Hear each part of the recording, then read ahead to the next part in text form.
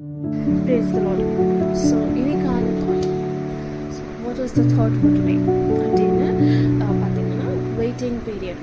Waiting period அப்படின்னு பார்த்தீங்கன்னா என்ன வெயிட்டிங் பீரியட்னா காத்திருக்கிற நாட்கள் வந்து நம்மளுக்கு மிகவும் வேதனையானது, ரொம்பவே ஒரு கஷ்டமான ஒரு பீரியட்னு கூட சொல்லலாம். ஸோ நம்ம ஏதோ ஒரு காரியத்தை எக்ஸ்பெக்ட் பண்ணுறோம், பட் அந்த காரியம் நம்மளுக்கு நிறைவேறலை அப்படின்னும் போது அந்த காரியத்தை குறித்து நம்ம வந்து ரொம்பவே வேதனையாடிடும். என்ன நம்ம ஜெபம் பண்ணி பார்க்குறோம், ப்ரேயர் பண்ணி பார்க்குறோம். ஸோ அதுக்கான முயற்சி என்னென்ன செய்யணுமோ அந்த காரியம் எல்லாம் செய்கிறோம், பட் எதுவுமே சக்ஸஸ் ஆக மாட்டேங்குது, எல்லாமே ஃபெயிலியர் ஆகுது. ஸோ அந்த காரியம் வந்து நிறைவேற மாட்டேங்குது. அப்படின்னு பார்த்தீங்கன்னா நம்மக்கிட்ட ஒரு கொஷின் எப்பவுமே இருக்கும், ஒய் காட் எல்லாருக்கும் நடக்கிற விஷயம் ஏன் எனக்கு நடக்க மாட்டேங்குது? ஸோ அந்த வெயிட்டிங் பீரியடில் எல்லாருக்குமே ஜென்ரலாக வர ஒரே கொஷின் பார்த்தீங்கன்னா, ஸோ எல்லாருக்கும் ஆகிற விஷயம் ஏன் எனக்கு ஆக மாட்டேங்குது? இதுதான் மெயினான கொஷின். ஸோ எல்லாருக்குமே ஈஸியாக அந்த காரியம் கிடைக்குது, எல்லாருக்குமே ஈஸியாக அந்த காரியம் நிறைவேறிடுது.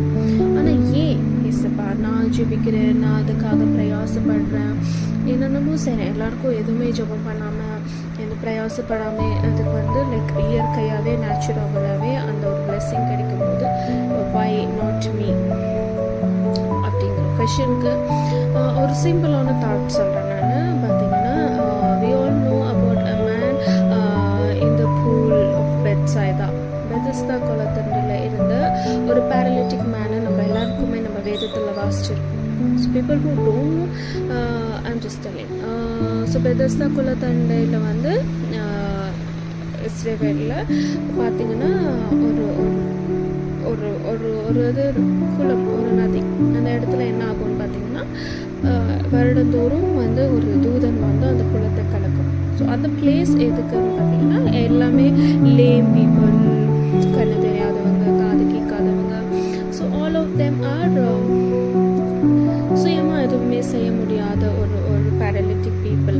ஸோ அந்த ஜனங்க வந்து அந்த இடத்துல இருப்பாங்க. ஏன் அப்படின்னா அந்த வருடத்துக்கு ஒரு தடவை அந்த தூதன் வந்து அந்த குளத்தை கலக்கும் போது the one who jumps into it will be healed அப்படின்ற ஒரு ஒரு ஒரு தாட், ஒரு பிலீஃப்.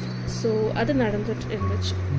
அப்படி இருக்கும்போது அந்த 38 வருடம் முடவன், அதாவது he is 38 years paralytic, அவன் வந்து அந்த பெதஸ்தா குளத்தில் அவன் போய் விழணும், அப்படி அவனை குணமடையணும் அப்படின்றதுனால அவன் வந்து 38 இயர்ஸாக பிரயாசப்படுறான்.